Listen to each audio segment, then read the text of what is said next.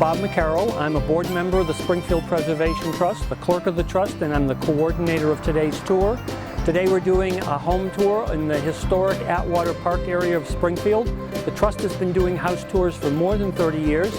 They're both fundraisers for us, but they're also educational events because it exposes people to the great older houses and the wonderful neighborhoods that we have in the city. My name's Jim Boone, and I've been involved with the Springfield Preservation Trust since about 1976. Over the years, I've held many different offices.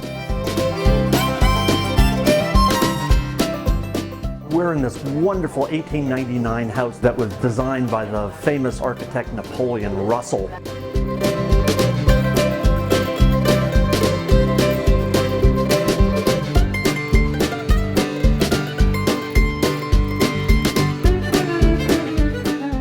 But what we're really celebrating here today is an architecture that was saved.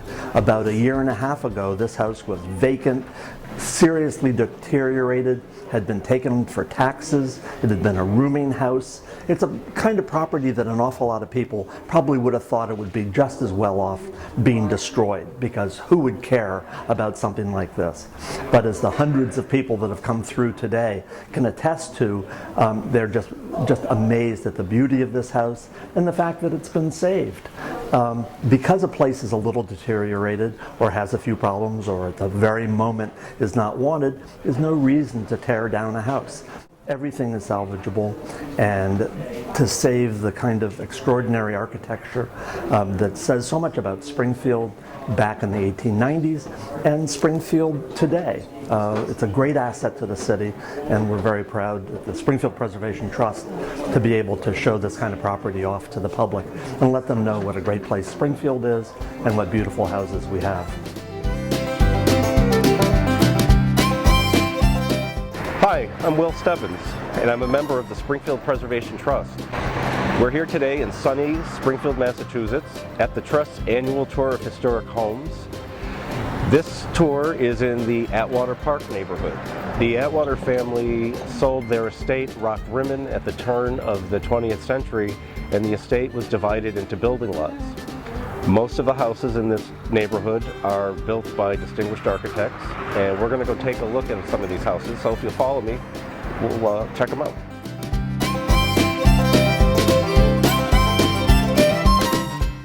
The house behind me was built in 1925 for Dr. Ernest Davis. He was a radiologist here in Springfield. This arts and crafts style brick and stucco home was designed by the architectural firm of Gardner and Gardner, and it was built by the Charles Hardy Company for Dr. Davis. Okay, so we're still on Atwater Terrace, and behind me is a 1919 beauty Tudor revival that was designed again by the architect Eugene Gardner.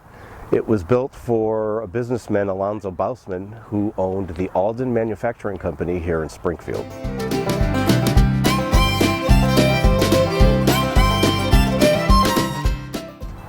This brick home is a Colonial revival style. It was built in 1930 here on Atwater Terrace for Dr. John Gilchrist. The house is another design of the Gardner and Gardner architectural firm.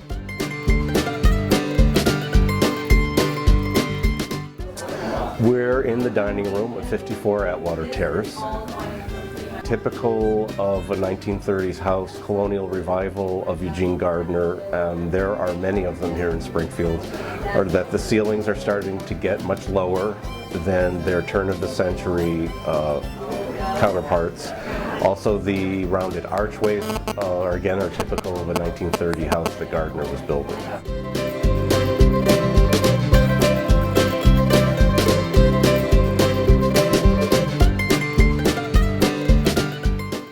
Hi, I'm David Finn, talking to you from 63 Atwater Terrace. Welcome to our home tour. I just want to tell you a little bit about the house. The house was built in 1930 by a fairly wealthy surgeon who used to work at Springfield Hospital right down the road. They lived here for, I think, close to 20 years, and the house since that time frame has gone through some changes, but we actually bought the house in foreclosure in December of 2007. And the house is in pretty good shape, but we've done quite a bit to it. One of the great things I'm most proud of, I guess, about the house is that we've done everything ourselves. The only thing we've had a contractor in for was to replace the heating system and to blow in the insulation. But we've done lots of remodeling, 100% do-it-yourself, so we're pretty proud of that. And as you can well imagine, it's a big house, there's a lot to do, so we're trying to go through room by room, little by little. So next big project, we just finished the big bathroom upstairs, trying hard to plan next year maybe to do the kitchen.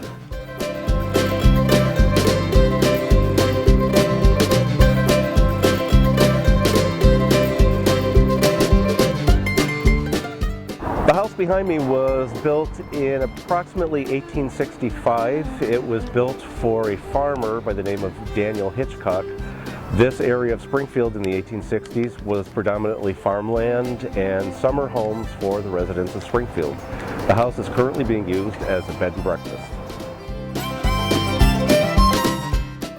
Hi, my name is Bill Dublin.